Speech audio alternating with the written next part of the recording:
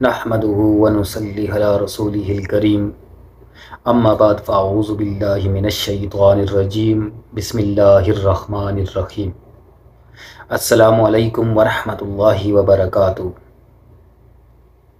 آج میں اس ویڈیو کے اندر ایک بہت ہی خاص وظیفہ دینے جا رہا ہوں۔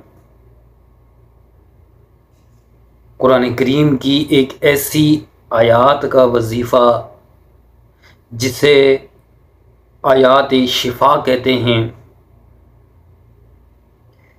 یہ ایسا وظیفہ ہے کہ جس کے ذریعے ہر بیماری کا علاج ہے، یعنی موت کے علاوہ ہر بیماری کا علاج اس آیات کے اندر موجود ہے۔ وَإِذَا مَرِضْتُ فَهُوَ يَشْفِينِ۔ یہ مختصر سی آیات ہے۔ اگر کوئی بھی مریض کسی ایسی بیماری میں مبتلا ہے جو بڑی سے بڑی بیماری ہو، چاہیے وہ کینسر ہی کیوں نہ ہو،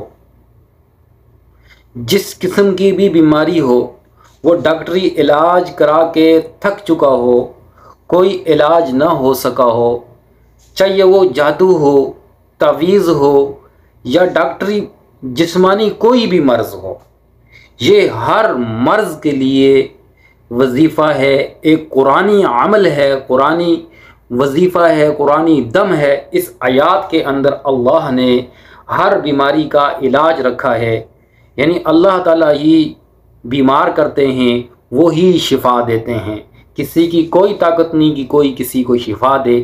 اس آیات کے اندر اس کا مفہوم بھی یہی ہے۔ تو اس کا مختصر وظیفہ ہے کہ کوئی ایسا مریض جو تھک چکا ہو اپنا علاج کرا کے، وہ یہ عمل کرے، انشاءاللہ ضرور بضرور صحت یاب ہو جائے گا۔ مختصر طریقہ ہے، 11 دن تک کا یہ عمل ہے، یہ وظیفہ ہے۔ وَإِذَا مَرِضْتُ فَهُوَ يَشْفِينِ۔